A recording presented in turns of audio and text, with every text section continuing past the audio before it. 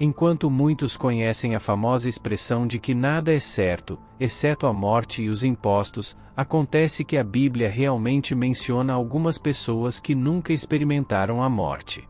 Embora muitos possam inicialmente pensar em Jesus como um exemplo, é uma crença central no cristianismo, de acordo com os evangelhos, que Jesus realmente morreu antes de sua ressurreição dos mortos.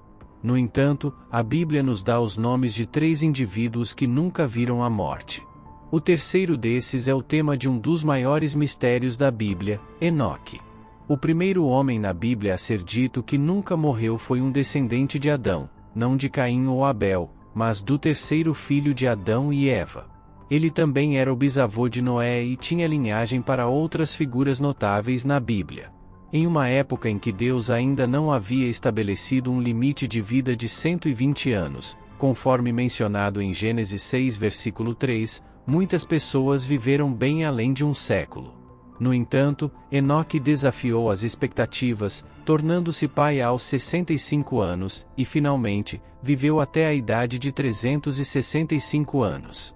Durante esse período tumultuado antes do grande dilúvio, a maioria das pessoas não caminhava fielmente com Deus, elas seguiam o caminho tortuoso do pecado. No entanto, Enoque se destacou ao andar fielmente com Deus e desenvolver um relacionamento profundo com Ele. Em Gênesis 5 versículo 22 e 24, lemos que Enoque andou com Deus e não foi mais visto, pois Deus o levou. Este trecho indica a estreita ligação de Enoque com Deus e o fato extraordinário de que Deus escolheu levá-lo ao céu sem que ele experimentasse a morte física. Lucas menciona Enoque em sua lista de ancestrais de Jesus em Lucas 3 versículo 37, remontando até Adão. Hebreus 11 também menciona Enoque em uma lista de antigos ancestrais israelitas que são elogiados por sua grande fé. Hebreus 11 versículos 5 e 6 diz: pois, antes de ser arrebatado, foi elogiado como alguém que agradou a Deus. E sem fé é impossível agradar a Deus, porque quem dele se aproxima deve crer que ele existe e que recompensa aqueles que o buscam com diligência. Ao longo da Bíblia, a frase, Deus o levou, é repetidamente usada ao se referir a Enoque. O livro de Hebreus esclarece que essa frase não é apenas simbólica, mas significa que Enoque não experimentou a morte como normalmente acontece. Hebreus 11 versículos 5 e 6 reforça isso, afirmando que, pela fé, Enoque fosse tirado desta vida para que ele não experimentasse a morte.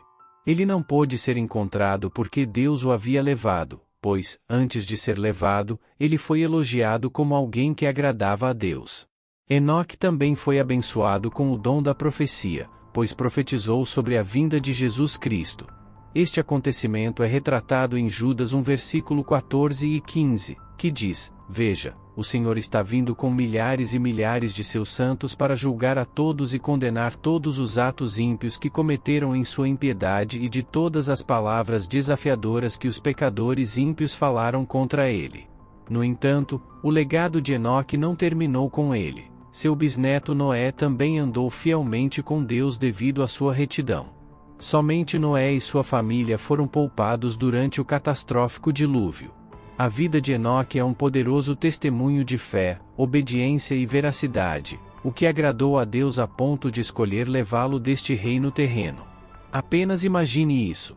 Número 2, Elias, a figura mais popular na Bíblia que não morreu, foi um profeta durante o reinado do rei Acabe e da rainha Jezabel em Israel.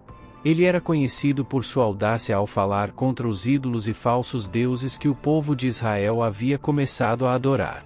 Ele também realizou muitos milagres, como trazer fogo do céu para provar que o Deus de Israel era o verdadeiro Deus. 2 Reis 1 versículo 10 e 12. Ele foi usado por Deus para promover arrependimento e reforma em Israel. Durante esse tempo, as nações israelitas se afastaram da fé de seus antepassados, abandonando Deus para adorar ídolos pagãos. Essa mudança para a idolatria foi instigada pelo ímpio rei Jeroboão. Jezabel, esposa do rei Acabe, era especialmente devota à adoração de ídolos e influenciou seu marido a construir um templo para o deus pagão Baal. Isso levou muitos israelitas ao erro longe da adoração ao verdadeiro Deus. Ao testemunhar o declínio espiritual de sua nação, o profeta Elias tomou uma posição contra a impiedade do rei Acabe, instando-o a se arrepender e voltar ao Deus de Israel. No entanto, o rei permaneceu obstinado e relutante em seguir o conselho de Elias. Em resposta, o profeta Elias profetizou que haveria uma severa seca, sem chuva ou orvalho caindo sobre a terra até que ele orasse para que isso acontecesse um fim por 3 anos e meio. Os céus permaneceram fechados, causando uma seca generalizada e fome por toda a terra. A história de Elias não morrendo e indo direto para o céu é ainda mais clara e dramática do que a de Enoque. Eliseu, assistente de Elias, foi prevenido de sua partida em 2 Reis 2 e 3, que diz: Agora, os filhos dos profetas que estavam em Betel saíram ao encontro de Eliseu e lhe disseram: Você sabe que o Senhor vai levar hoje o seu senhor para longe de você. No dia designado por Deus, Elias partiu de Gilgal, acompanhado por Eliseu. Eles chegaram às margens do rio Jordão, seguidos por 50 jovens profetas de Jericó, que ficaram a uma distância observando. Elias pegou seu manto, o dobrou como uma vara e golpeou a água, fazendo-a se abrir. Os profetas atravessaram o rio em solo seco, caminhando ao lado de Eliseu através das águas divididas. Elias perguntou se havia algo que Eliseu desejasse antes que Deus o levasse. Eliseu expressou seu desejo por uma porção dobrada do Espírito Divino de seu mestre. Elias assegurou-lhe que, embora fosse um pedido significativo, seria concedido se Eliseu testemunhasse a ascensão de seu mestre ao céu. Enquanto continuavam a conversar, um carro de fogo puxado por cavalos de fogo apareceu de repente, separando-os. Elias ascendeu ao céu em um redemoinho, como retratado em 2 Reis 2 versículo 11. Número 3, Melquisedeque. Poucos mistérios da Bíblia têm atraído mais interesse do que o enigma da identidade de Melquisedeque. Isso é amplamente considerado como o maior mistério na Bíblia. Em Hebreus 6 versículo 19 e 2, você descobrirá que Jesus Cristo, após sua ressurreição, ocupa a posição de sumo sacerdote segundo a ordem de Melquisedeque. A tradução de Mofefe coloca isso de maneira mais direta, afirmando que Jesus possui um status equivalente a Melquisedeque, descrito como com a classificação de. Então, quem é Melquisedeque? Primeiro, vale a pena observar, tanto do Antigo quanto do Novo Testamento, que a enigmática figura Melquisedeque serviu como sacerdote do Deus Altíssimo, conforme detalhado em Gênesis 14. Durante esse tempo, houve uma guerra entre várias cidades antigas em Canaã e na Mesopotâmia, e o sobrinho de Abraão, Ló, e sua família haviam terem sido capturados quando uma pessoa de Ló conseguiu escapar e entregar essa notícia a Abraão. Abraão agiu armando 38 de seus próprios servos e perseguindo os invasores. Ele os encontrou e conseguiu resgatar Ló e sua família, retornando-os em segurança às cidades cananitas. Ao retornar dessa ousada missão de resgate, uma figura misteriosa aparece repentinamente na cena. Era Melquisedeque, que se apresentou para ministrar a Abraão. Aqui está o relato em Gênesis 14 versículo 18 e 20. E Melquisedeque, rei de Salém, trouxe pão e vinho, era sacerdote do Deus Altíssimo. E abençoou a Abraão, dizendo: Bendito seja Abraão pelo Deus Altíssimo, o Criador dos céus e da terra, e bendito seja o Deus Altíssimo, que entregou os teus inimigos nas tuas mãos. E Abraão deu-lhe o dízimo de tudo. Notamos que Melquisedeque era o rei de Salém, ou seja, a cidade de Jerusalém. Salém vem da palavra hebraica que significa paz, tornando Melquisedeque o rei da paz. O nome hebraico Melquisedeque em si significa rei da justiça. A mesma pessoa é mencionada no Salmo 110 versículo 4, falando profeticamente de Cristo. Davi afirmou: O Senhor jurou e não se arrependerá, tu és sacerdote eternamente, segundo a ordem de Melquisedeque.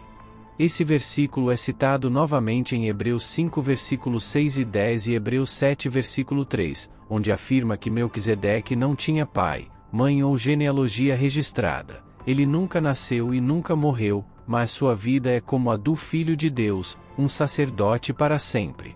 Isso nos fornece a prova da Bíblia de que ele nunca morreu, mas ainda assim não resolve completamente o mistério. Então, Quem é ele? Quem realmente sabe? Muitas pessoas acreditam que Melquisedeque era Jesus Cristo. Vamos explorar um pouco mais essa narrativa. Em Hebreus 7 versículo 20 e 21, Deus fez um juramento de que Cristo seria sempre sacerdote para sempre, com a classificação de Melquisedeque. Jesus mesmo disse em Mateus 19 versículo 17, ninguém é bom, a não ser um, que é Deus. A justiça própria humana é vista por Deus como trapos imundos. Ninguém pode ser justo senão Deus. Portanto, o nome de Melquisedeque como Rei da Justiça é um ponto muitos usam para afirmar que ele é Jesus. Essa conexão é reforçada pelo juramento de Deus de que Cristo seria sacerdote para sempre, à semelhança de Melquisedeque Amor. Agora, de volta a Hebreus 7, lembre-se de que esse homem era o Rei da Paz, Salém, de onde Jerusalém recebeu seu nome, significa paz, e lembre-se de que Jesus é chamado de Príncipe da Paz, significando que nenhum ser humano poderia ser o Rei da Paz. Romanos 3 versículo 10 e 17 nos diz que não há nenhum justo e que o caminho da paz eles não conheceram. Então, como um homem pode ser tanto o Rei da Justiça quanto da paz? Além disso, o fato de Melquisedeque não ter mãe, não ter pai, não ter descendência, ou conforme a tradução de Phillips, não ter pai nem mãe e nenhuma árvore genealógica, significa que ele não nasceu como os seres humanos. Isso não significa que os registros de nascimento de Melquisedeque foram perdidos. Sem tais registros, os sacerdotes humanos não poderiam servir, como é mostrado em Esdras 2 versículo 62. A Escritura também revela que Melquisedeque é continuamente um sacerdote. Sabemos também que Deus fez um juramento de que Cristo seria sempre um sacerdote, e seu sacerdócio está na ordem de Melquisedeque. Poderiam eles ser a mesma pessoa? Aqui é onde a narrativa fica um pouco complicada. Sabemos que no Novo Testamento, Jesus tem pai e mãe, morre e ressuscita. Então, poderia Melquisedeque realmente ser Jesus, mesmo que Jesus tenha pai, mãe e tenha morrido? Quem realmente sabe? Alguns afirmam que o autor do livro de Hebreus estava falando figurativamente, sugerindo que Melquisedeque era como Jesus ou se assemelhava a Jesus. Eles também afirmam que em praticamente todas as outras aparições de Deus na Bíblia, a pessoa que está encontrando Deus tem alguma consciência de que esteve na presença do divino. Mas, na história de Melquisedeque, não há momento em que Abraão reconheça que esteve na presença de Deus. Melquisedeque aparece e desaparece abruptamente da narrativa, mas não há nada em Gênesis 14 que nos leve a ver explicitamente que Deus mesmo esteve presente. Outro ponto que levantam é que anteriormente, em Hebreus 5 versículo 1, o autor diz que todo sacerdote é escolhido entre os homens. O ponto central do sacerdócio é que um ser humano escolhido e ungido está diante de Deus como nosso representante. Como Jesus era plenamente homem no Novo Testamento, juntamente com ser plenamente Deus, ele pôde servir como nosso sacerdote perfeito. Mas antes de Jesus, o sacerdócio, como a Bíblia ensina claramente, é exercido por seres humanos que servem em um papel representativo. No entanto, essas diferenças de opinião não devem nos distrair nem nos dividir. No final do dia, o que mais importa é que temos um grande sumo sacerdote chamado Jesus, alguém que pagou por nossos pecados, que intercede por nós diante de Deus e que nos ama com um amor eterno. Inscreva-se e compartilhe este vídeo e que Deus o abençoe.